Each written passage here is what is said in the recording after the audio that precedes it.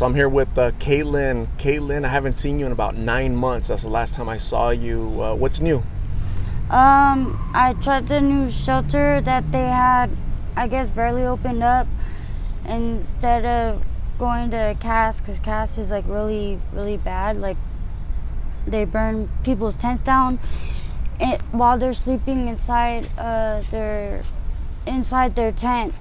And it's just really hectic and bad at CAS. So me and my dude that I'm still with, Daniel, we tried St. Vincent de Paul. It's on 28th Street in like Roosevelt or something.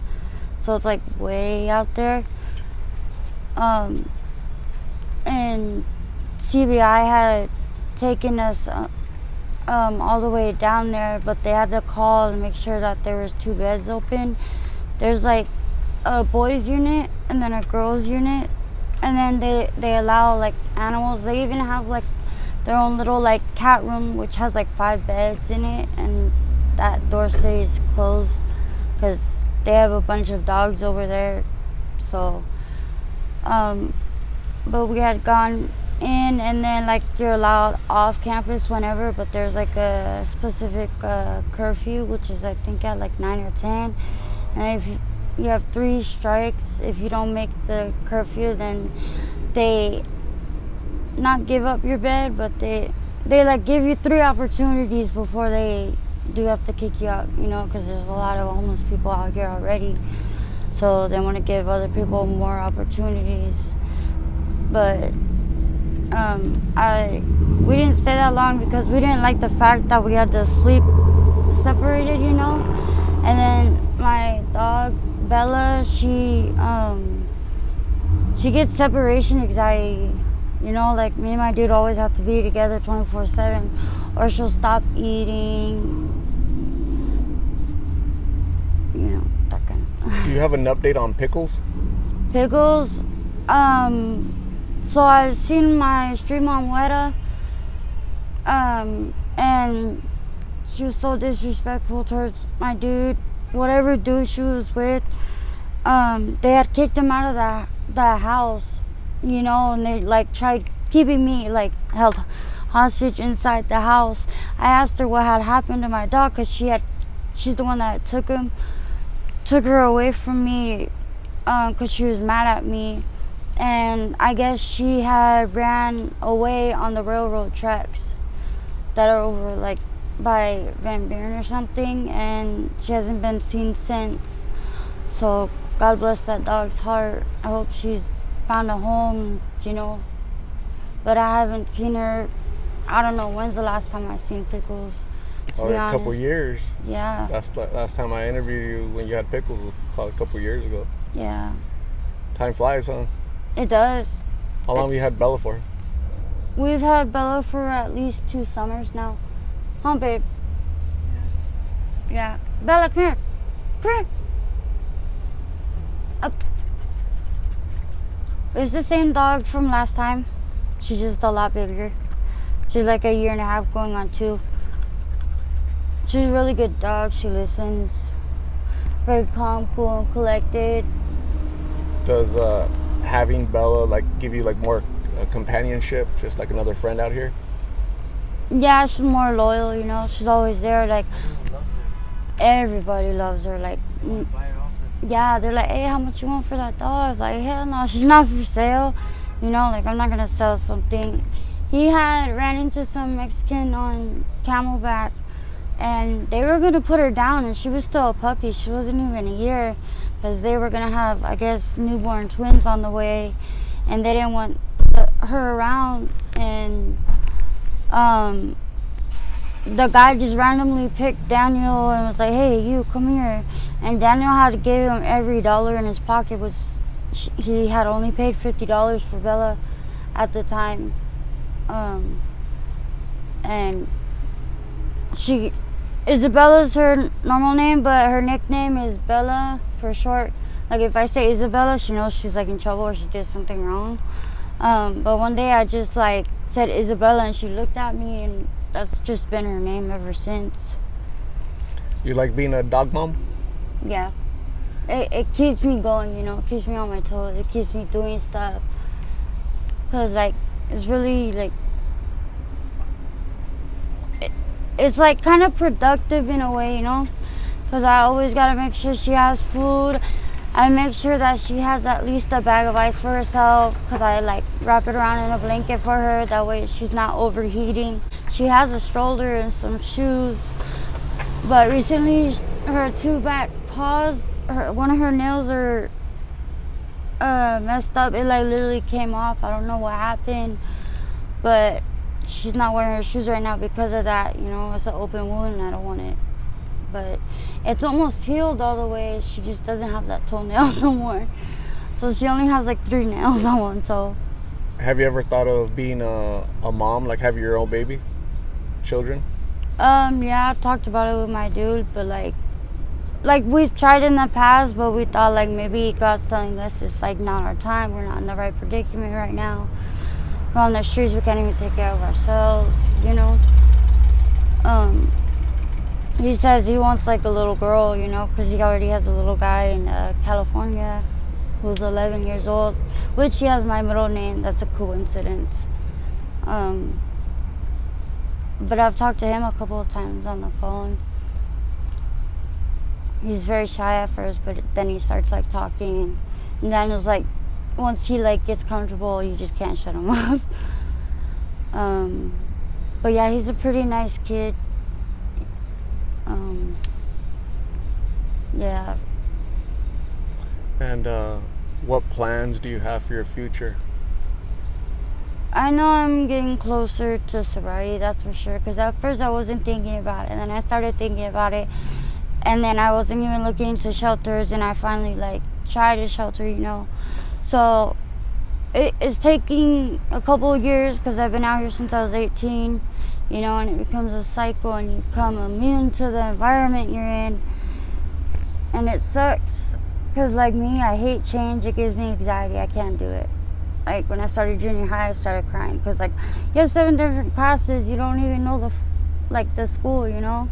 So it's like the anxiety and like PTSD, where to go, where the classes are at. So like it's gonna be hard getting back into a normal life, I guess you would say. But like he has a place in California. I just feel like I'm holding him back. It's mainly me because of the pastillas. I'm hooked on the pills. So for sure you're getting closer though? You're getting closer to Yeah, I just know I being am clean? mentally. Because how old are you now? I'm turning 22 in October. Wow, it's around the corner. Yeah. 22. I met you when you were 19. Yeah. Time is flying. I'm really glad that you're still here, even in spite of you being out on the streets. And Thanks to him, he keeps me out of a lot of trouble, a lot of dark pathways that have came towards my way, you know. And I don't see them. It's like I'm blindsided by them, but it's like he sees them, and he helps. It's mainly because of him. He's helped me a lot, you know. how do you feel physically? What do you mean? As far as like all these years of being out here, the heat, and you know, the pills, like how's that affected you physically? Like, do you feel okay, healthy? I feel okay. I feel like down about it. Like it's miserable. It gets tiring at times. But like I haven't like cut in almost a year, which is that's actually really good. Like, because I used to do it all the time, and last time I did it was last year, and I haven't done it since. And I think it's because I have someone by my side, you know, I'm able to talk to, have a shoulder to cry on, someone who's out here helping me. You know, I'm not out here holding a sign by myself, doing everything by myself like I was, you know, independent woman. So it's a lot more lenient, more like relaxed, but at the same time I still gotta stay on my 10 toes, you know. You're getting full security. What are your plans like for the rest of today? What are you guys trying to do? We gotta get a bag of ice for the dog, get something to eat, and then probably he was hustling up right now because he does interior, exterior on car detailing, like windows, the rims of your tires inside if you want it. He's done that since he was a youngster. He doesn't. He works really hard every day for his money. He doesn't stand out here and beg, you know, which I think is awesome. You know, it's very unique. He even has his own car equipment. He even has the chemicals. You know, he can do like 3 cars and make like $50. You know, it's really good. Depending on the day though and where we're at. You know. Yeah, security's always kicking me out. Yeah, that's the only thing. Security kicking him out. You know. Can you imagine with that hustle, with that drive and motivation to make an honest living? Can you imagine if there was no blues in the way? Can you imagine how far a person would get, you know, with that hustle, Yeah. that drive? Yeah, they get pretty far. You know. Absolutely. My last question is, Blues take a lot of money out of your bank account. That's for damn sure. absolutely, Especially because the prices are going back up. are they? Yeah. Okay. So my last question, Caitlyne, is when people see like dogs out here or pets out here in the heat with folks that don't have a home, homeless folks, sometimes they get a little upset. They don't understand. They're like, why is a dog out there? Why don't they give up the dog so that the dog isn't suffering on the heat? Like, what would you tell them if somebody said that to you? I don't tell them anything. I just look at them like really like you don't know their story, you know? If it wasn't for me or him buying her, she would have been put down, you know? So it's a good thing. It's a blessing that I have her today. I'd rather her be out here than get put down, you know? She comes first before my own having. I treat her better than my own dude, sadly to say that. But she's a spoiled, rotten brat.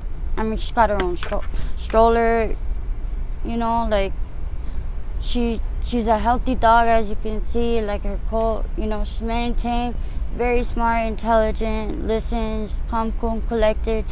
She has her bad days, you know, but everyone has their bad days. I think, yeah, people are going to pass judgment without knowing the full story, you know? So like in this instance with Bella, you saved Bella's life, right? Yeah. And you take good care of her. It sucks that all of you guys have to be out here in the heat, but hopefully very soon you guys all get better and have your own home and are living happily ever after, right? That's the American It'll dream, come. right? I It'll know. happen. It'll come. Okay, that's good. I'm glad that you're optimistic, you know? Thank you very much for reaching out to me, Caitlyne. I appreciate you. I appreciate seeing you, that you're still here among us and you're still fighting to get better every single day. I try. This is the first time in 2 years that you tell me that you went out looking for help from a shelter. You had never mentioned that before, right? No. But you know, you're part of a team with Daniel to try to survive out here. Okay, so I thank you for remembering me and Lost in Phoenix, and we'll talk very soon. Okay. Okay, thank you. Thank you.